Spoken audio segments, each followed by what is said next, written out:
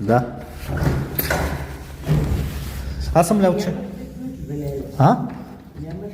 Имам. Аз не знаех, че си заключила. Аз си мислих, че си въртнала това са.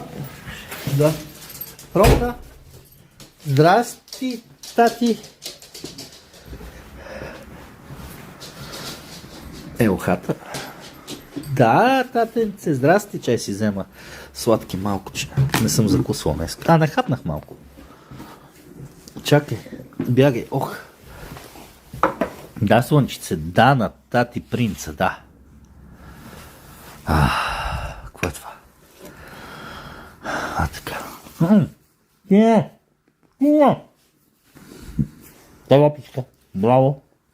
Дай другата лапа. Другата лапа дай. Ронка, другата. Не тази, другата. Другата лапа дай. Не тази. Тази. Така, браво. Браво на тати. Пичето, браво. 12 години минаха. Го боша, бе.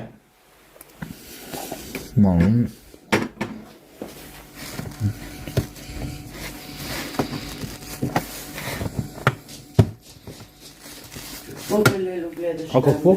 Това е? Абе, това е от Елена. Торта. За празника. И какво показваш сега? Може ли такова нещо в хладилника на хората да показваш? Не бе, гледах само бе. Това е срамота. Не бе. Аз не знам какво има бе. Не моли да го изключиш сега това. Не, сега ще го спра. Лелчето реква е яко. Така е.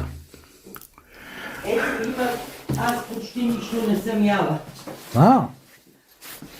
Вземи се съблечи, моля да се, що? Защото не виж, че едвам хода. Едвам съм станала да изкарам Рома. Защото като има такова напрежение и работа, на другия ден 2 дни са малко. Физически са малко. Ето Лелчето. Викат Лелчето, те искат много теб да те чуят, викат. И сега се смеят, ето реква. Лелчето иска да спира стрима. Викваше ни Лелчето. Колко е часа бе свиньо? Той като дойде тук... Знаеш какво викат? Колко е часа бе свиньо и така си го била казала, тук си тропнала стримах, да. И вика, ако те прасна с това ще получиш калмоцио. Да, ти купи такива праскови, че просто... Поздрави на Леля, Славка и ти пращат и сърца.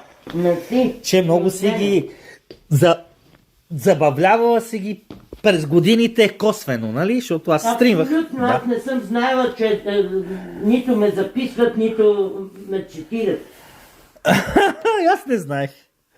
После с времето, аз не знаех, че и толкова хора Лелче ще започнат и да ме гледат. Никога не съм го очаквал с години да ме разпознават навсякъде. Това не го знаех, че така ще стане. Аз ако знаех, нямаше да почна.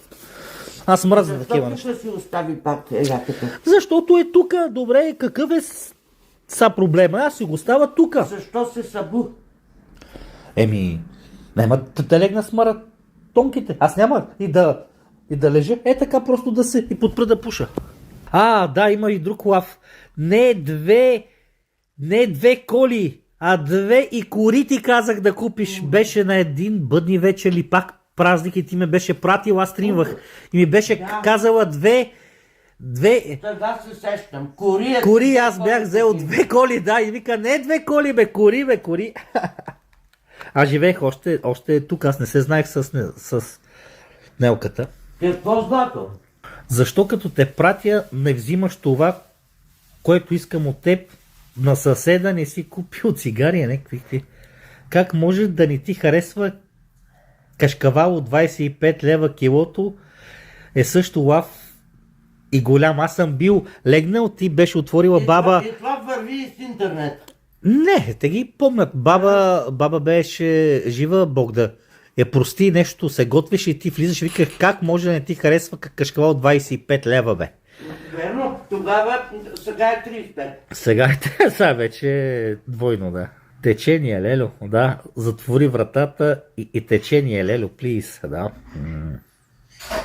Ето, от тук съм стримвал. Тук ми беше компа, където е картината.